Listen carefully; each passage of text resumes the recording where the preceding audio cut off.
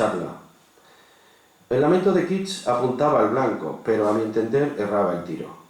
La ciencia no quita misterio a la vida ni belleza al mundo, ni el progreso y la civilización envilecen al hombre, todo lo contrario. Pero el mundo es verdad que se hace feo, y el hombre vil cuando empleamos mal los recursos de la ciencia o del arte, fundamentalmente su lenguaje. En su poética Aristóteles escribió: el uso adecuado de la metáfora, como es la rápida percepción de relaciones, es la verdadera marca tal. Bueno, lo importante es lo que definió como metáfora. Y el uso adecuado de la metáfora, de esa percepción rápida de relaciones, lo podemos encontrar tanto en las grandes construcciones intelectuales de la ciencia como en las grandes obras de arte.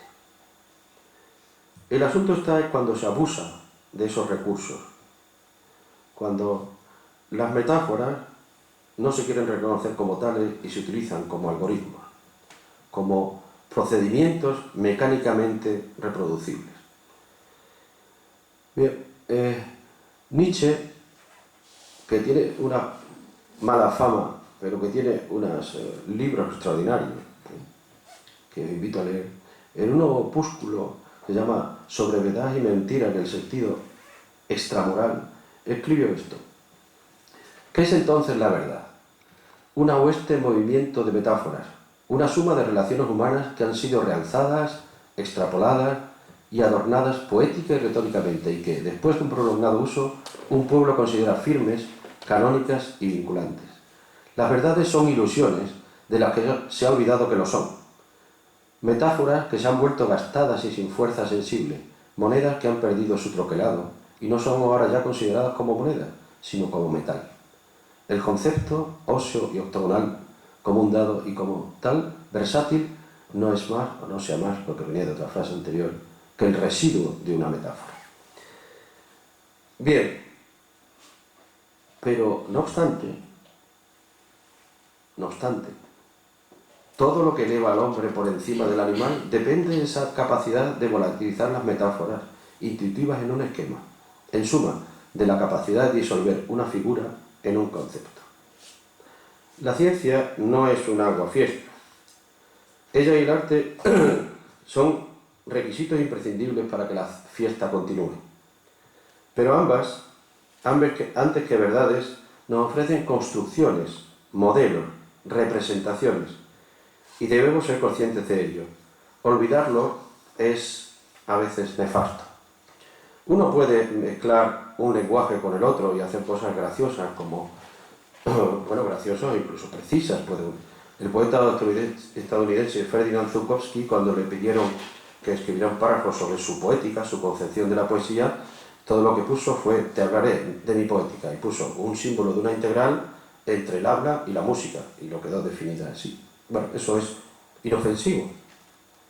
En un sesudo estudio, Ernst Robert Curtius, que dedica a la literatura europea y la Edad Media latina, dedica un capítulo entero a la metáfora, las náuticas, de personas, de alimentos, de teatro. Y si uno construyera un poema utilizando solo esos ladrillos gastados, lo que saldría sería un engrudo indigerible. Pero no pasarían de ahí las consecuencias.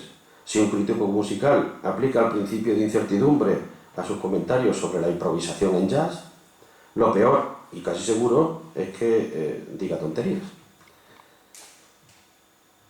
Pero el éxito práctico de la ciencia hace creer que sus modelos son universalmente aplicables.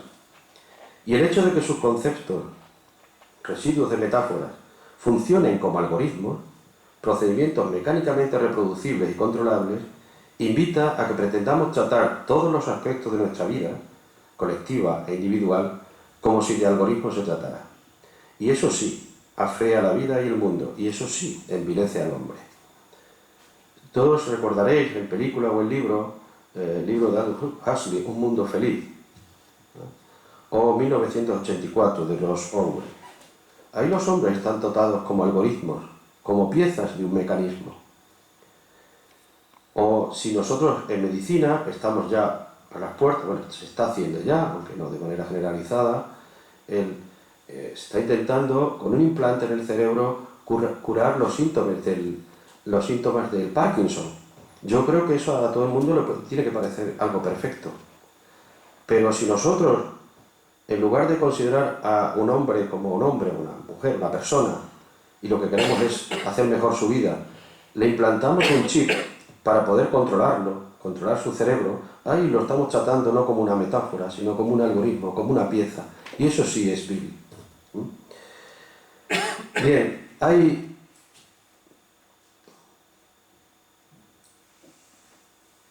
una educación bilingüe más importante y más urgente que la que se ocupa de que aprendamos inglés. Y es aquella que debería ocuparse de que aprendamos los idiomas de los dos dominios más importantes de la creatividad humana, aunque solo sea para defendernos y no estar ciego ante mundos equiparables. Bien, no tengo más que contaros. Gracias por vuestra atención.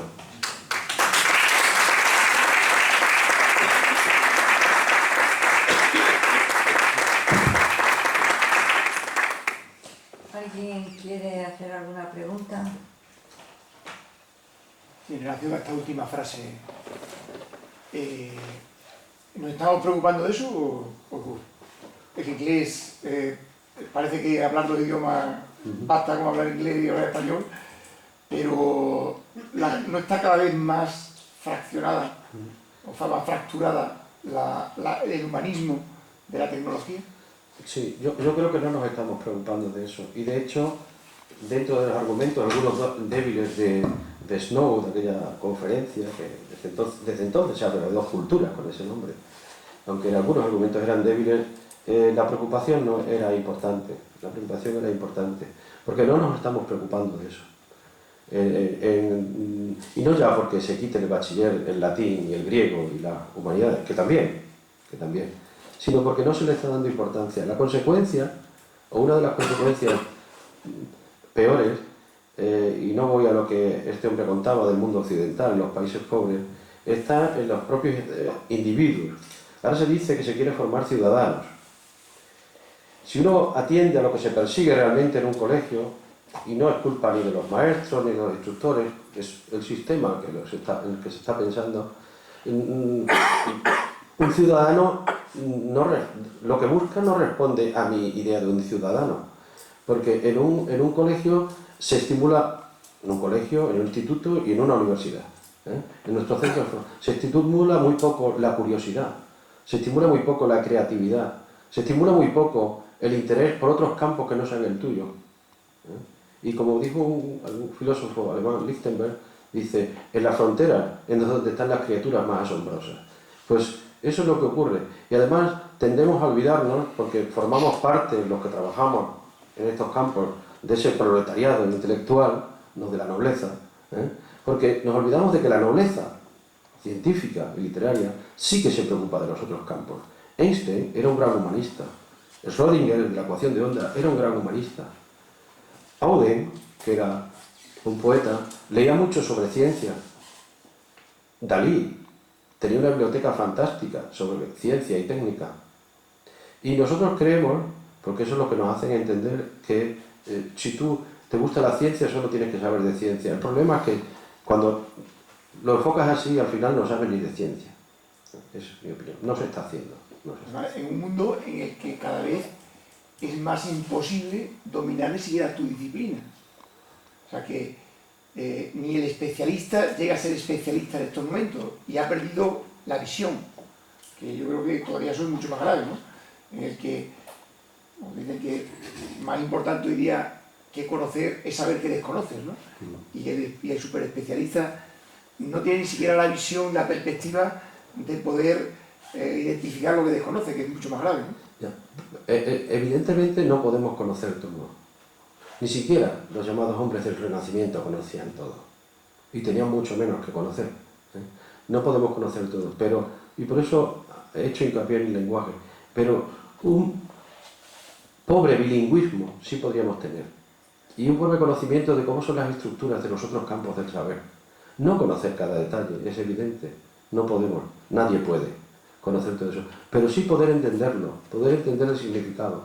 Pero eso empieza desde el colegio, en cómo se le explican las cosas a los niños, y sigue por la educación superior, de qué se les hace ver, qué es a qué se le da importancia. o cómo se introduce un tema. Yo, por lo menos en mi experiencia como alumno, los mejores profesores eran los que sabían explicar las cosas más difíciles sin decir que eran difíciles. Tú te dabas cuenta que eran difíciles cuando te lo ibas a estudiar en casa, porque mientras te la explicaba, te parecía algo obvio.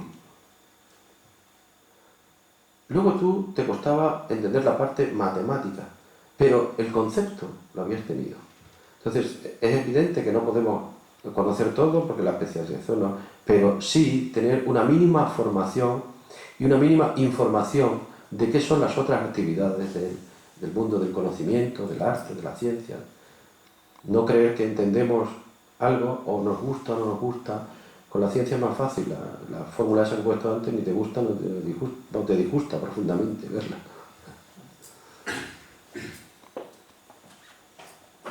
¿Alguien más quería preguntar algo? No. Bueno, pues Sí, muchas Antonio, gracias. sí. Ah, perdón, Antonio. ¿Son humanistas hoy día los científicos actuales? Vamos a ver.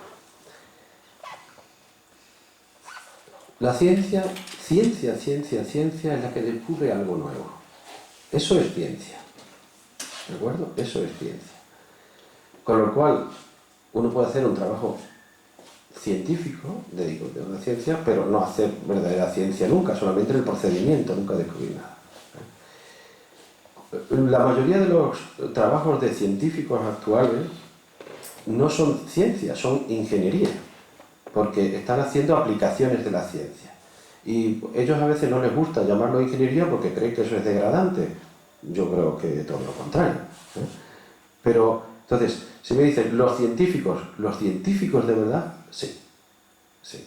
Yo estoy seguro que los tres señores que han ganado el premio Nobel de Química o de Física son gente que conoce la literatura, que conoce la pintura, que conoce la música, estoy seguro. Lo que pasa es que cuando nos lo trasladan a nosotros, y no porque tengamos menos capacidad que ellos, sino porque nos enseñan de manera diferente a ellos. No porque tengamos menos. Luego, dependiendo de nuestra capacidad, llegaremos más arriba o más abajo, pero que nos enseñen igual de bien. Si uno tiene no sé cuántos millones de hectáreas en el sur de Gales y resulta que sus padres los mandan de interno a Eton y después a Oxford, al Christ's College, pues evidentemente, aunque sea más torpe que nosotros, su formación es diferente. Y esa persona es una persona que conoce los dos idiomas. Se dedicará a uno o se dedicará a otro, pero conoce los dos idiomas. Entonces, yo creo que los científicos de verdad, sí, como los humanistas de verdad, sí conocen. Yo he citado aquí, aunque no lo he puesto, alguna palabra de un crítico literario, así se llama ahora mismo, George Steiner, pero George Steiner es físico de formación. Y es un reconocidísimo crítico literario.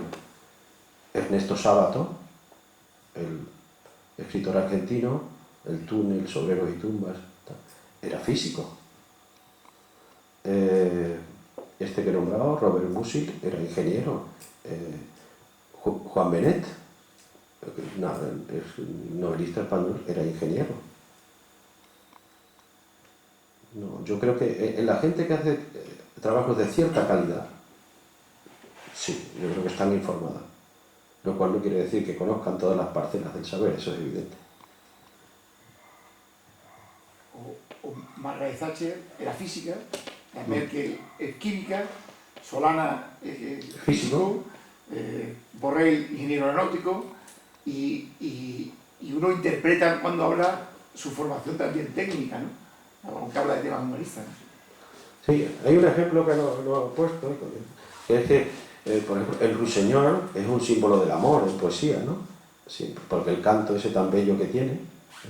Claro, pero sabemos ya de hace tiempo, ¿verdad?, que el ruiseñor canta porque está marcando territorio y está buscando una hembra.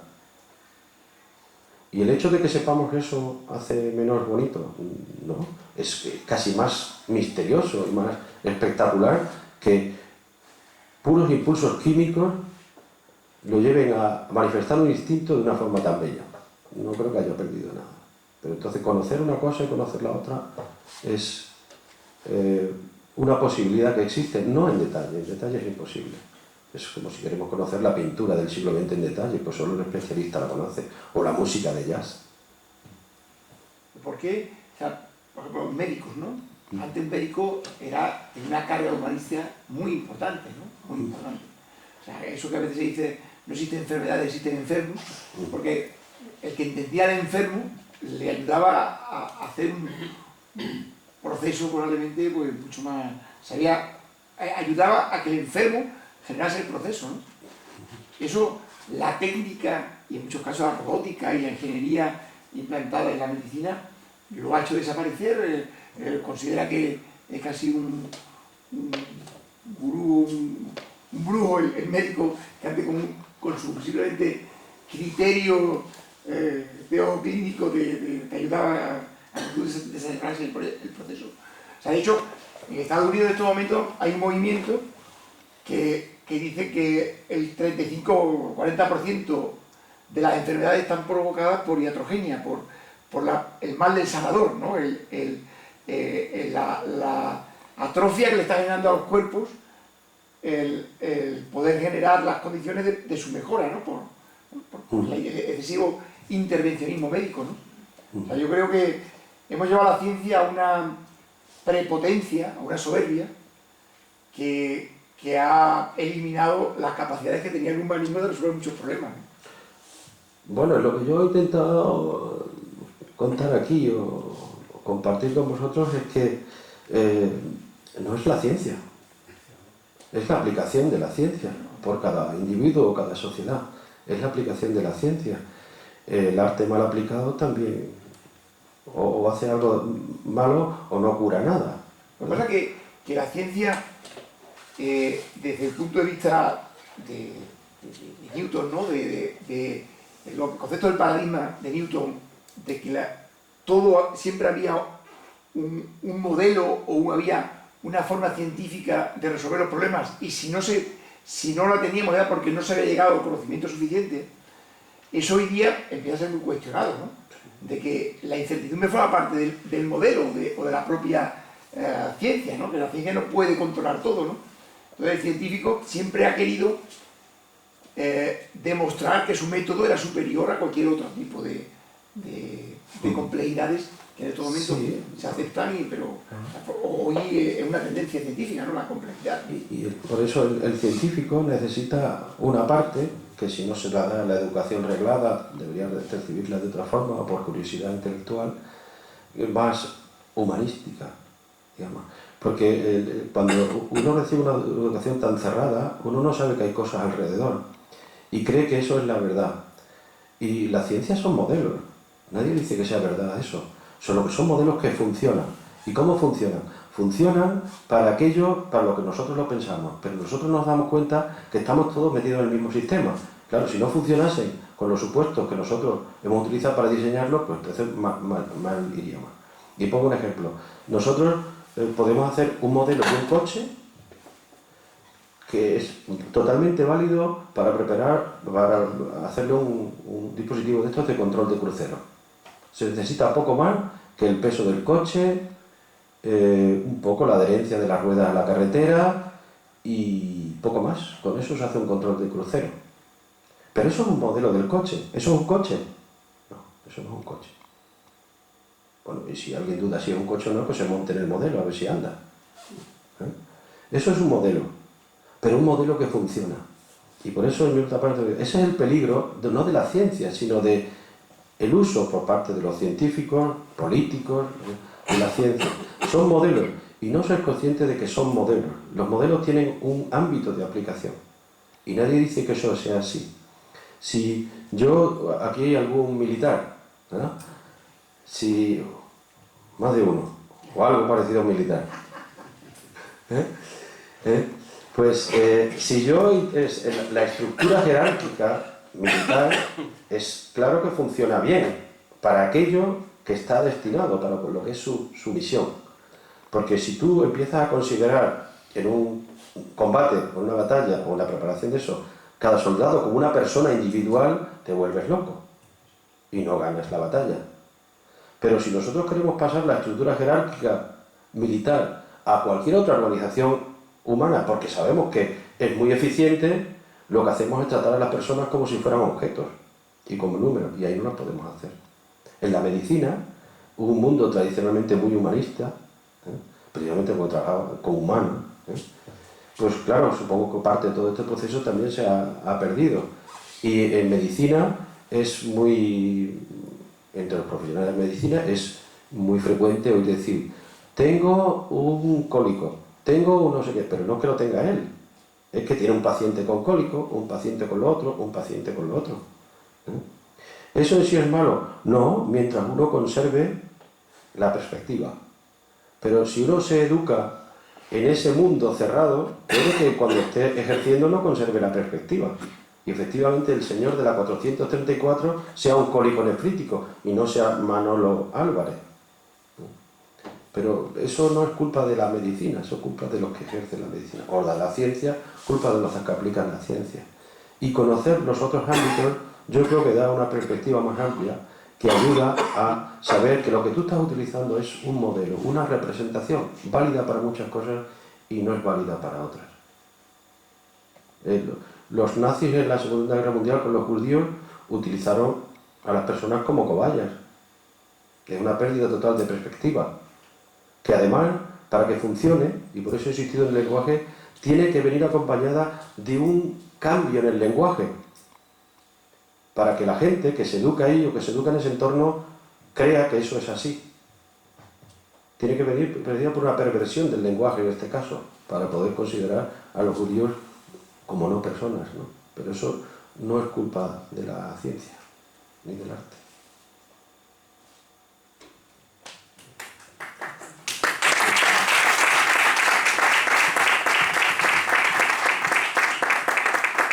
Muchas gracias, Dan, por tu charla que nos tuviste y a ustedes por su presencia. Y ahora te hago entrega del libro del Bicentenario de esta Real Sociedad Extremeña Amigos del País. Un ejemplar para ti.